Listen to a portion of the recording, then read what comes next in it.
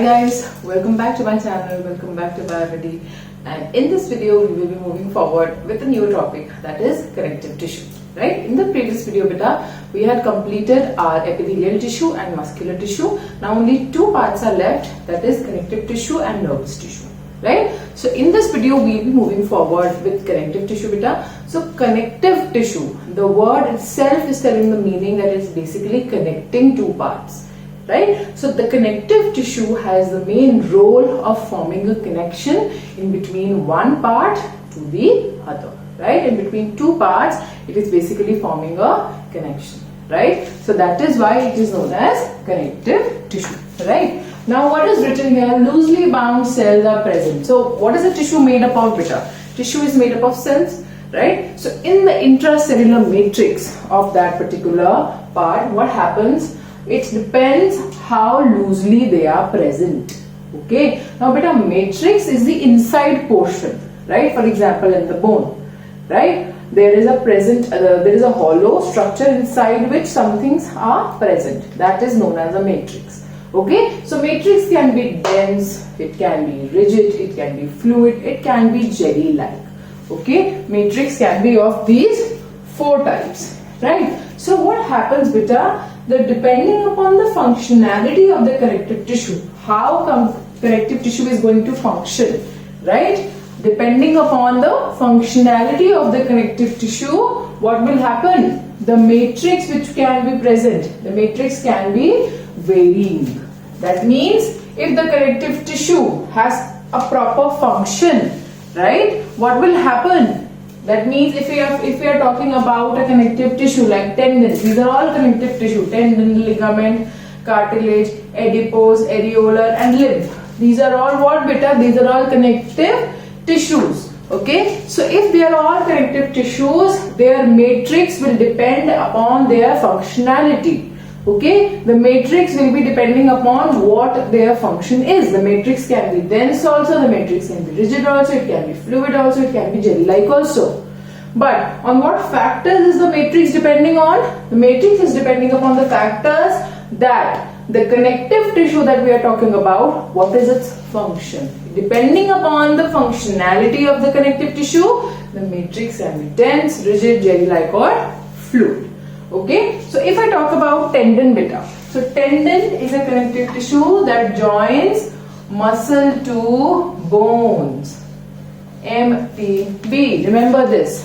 Okay, center one refers to tendon, muscle, bone. Okay, so tendon is basically joining muscle to bone. Then ligament. Ligament joins what, beta? BLB. That means bone, bone. Okay, if I am asking you that in our body, beta, who is responsible for the joining of bone and muscle, what will you say? You will say it is tendon who is responsible for the joining of muscle and bone. Now if I talk to you about ligament, what is ligament doing? Ligament's function is basically connecting bone to bone. So it is BLB. Now cartilage, beta. The surface of our bone needs to be smooth.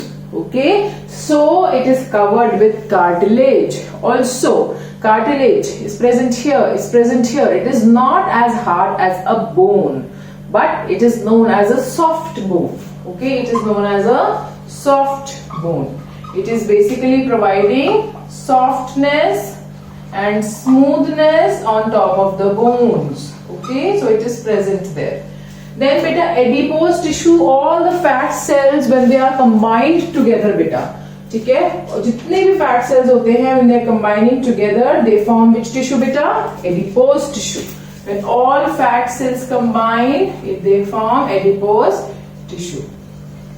Okay, when all fat cells combine, they are leading to the formation of adipose tissue. Then areolar tissue, beta, is present underneath your skin, or you can say below the skin. The tissue layer is known as areolar tissue. Okay, beneath the skin or below the skin. Okay, below the skin. Then lymph. What is lymph, beta? Lymph is basically present between the cells, that is also in the intercellular spaces. The intercellular spaces, they are known as lymph. The intercellular spaces They are known as lymph beta. Okay, the intercellular space is called as lymph. Okay, so that's it in the connective tissue. You just need to know what is their function, what are their types, and the matrix depends upon the function of your particular connective tissue.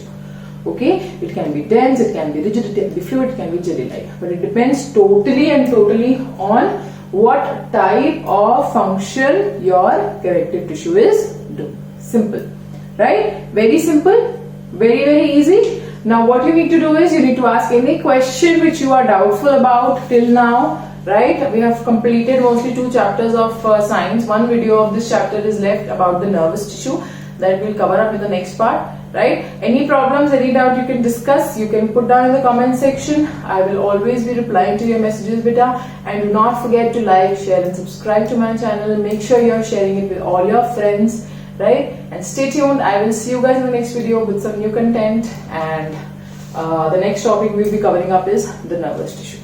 Okay? So I'll see you guys in the next video. Till then, take care.